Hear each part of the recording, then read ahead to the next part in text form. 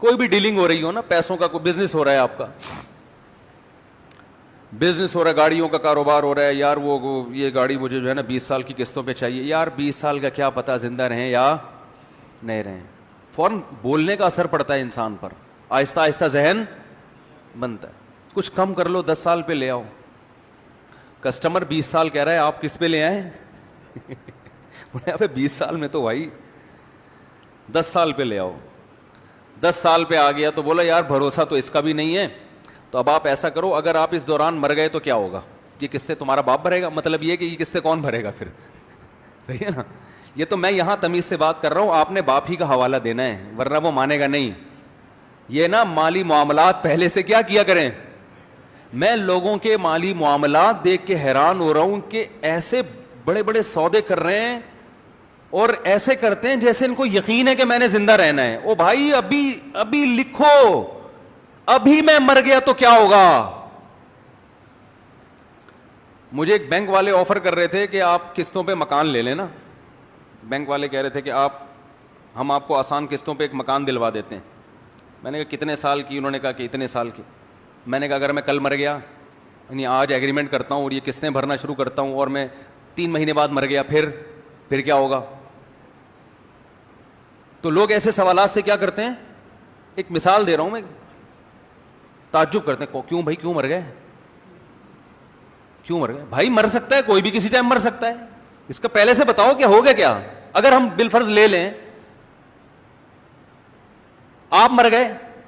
ایک صاحب نے مجھے کہا, کسی بڑے محکمے میں تھے, کہ ایک پالیسی ہے یہ خرید لو, میں یہاں بیٹھا ہوں, میں ہوں جب تک آپ بے فکر رہیں. میں نے کہا آپ جب تک ہیں, اس کا مطلب اگر آپ کا انا للہ ہو گیا تو پھر مجھے تعجب سے دیکھتے ہیں. بھائی ہم کسی ایسے کام میں اپنے آپ کو نہیں ڈال سکتے جس میں میری موت یا آپ کی موت کی صورت میں پیچیدگیاں کھڑی ہو جائیں.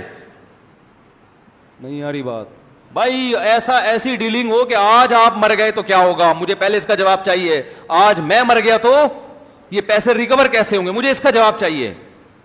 کوئی بھی کسی بھی ٹائم مر سکتا ہے. دنیا میں ہر کام کی گارنٹی لی جا سکتی ہے بھائی, موت کی کوئی گارنٹی نہیں لے سکتی. ایسے مرتے, اور اتنے واقعات اپنی آنکھوں سے دیکھ لیے ہیں پھر بھی یقین کر کے بیٹھے ہوئے ہیں. کرایہ دار کو جب گھر لے کر آؤ نا تو اسے پہلے بتا دو میں مر گیا نا تو یہ ہمارا ایگریمنٹ کیا ہے, ختم. پھر میرے بچے آپ کو چاہیں نکالیں, آپ کو چاہیں رکھیں, پہلے بتا دو. ہر چیز میں موت کو ڈاکومنٹ میں لازمی لے کر آؤ. ہر ڈاکومنٹ میں مرنے کا تذکرہ لازمی ہونا چاہیے, جو کہ ہمارے نہیں ہوتا. پھر اتنی پیچیدگیاں اف. وراثت کی ایک تقسیم ہو رہی تھی, میرے پاس کیس آیا, انہوں نے کہا کہ یہ جو بڑا بھائی ہے مشترک مکان ہے, اوپر والے پورشن پہ گھر بنائے گا. تو میں نے کہا مجھے ایک بات بتاؤ, یہ گھر بنایا رہنے کے لیے اور مر گیا, بات آ رہی ہے سمجھ میں؟ پھر کیا ہوگا؟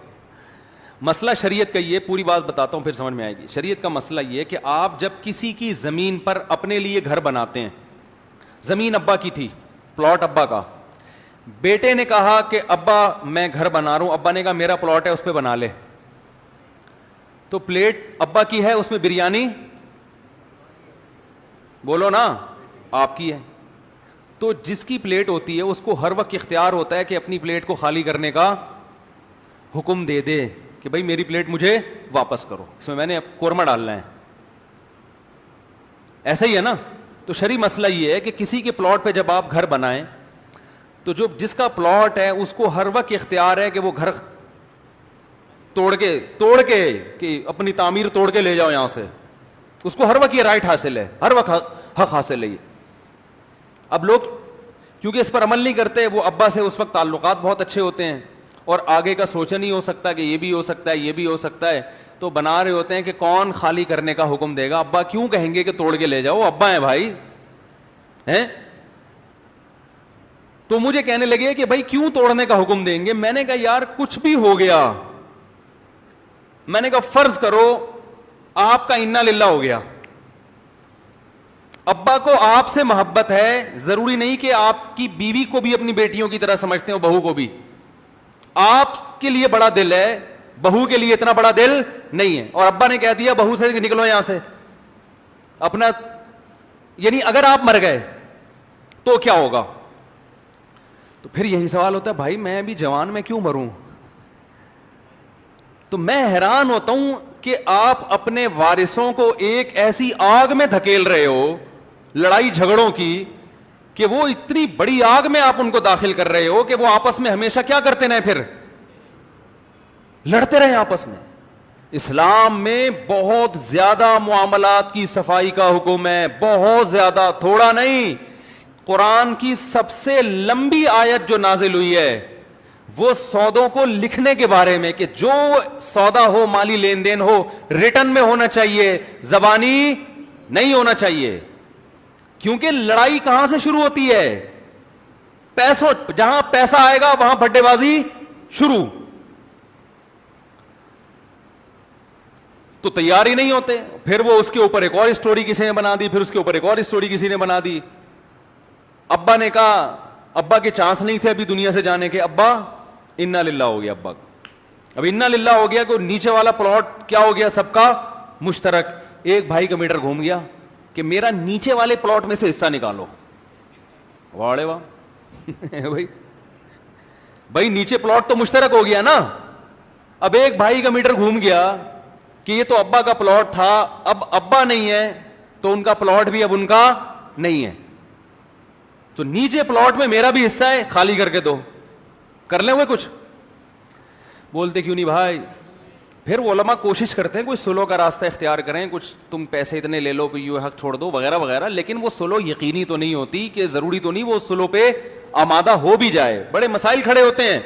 یہ سارے مسائل اس لیے کھڑے ہوتے ہیں کہ جتنے ابا کو بھی یہ پروگرام نہیں تھا کہ میں دنیا سے جاؤں گا فی الحال، ان کا خیال تھا 99.99 سال کے بعد شاید اس بارے میں ہم سوچیں گے کہ دنیا سے جانا ہے،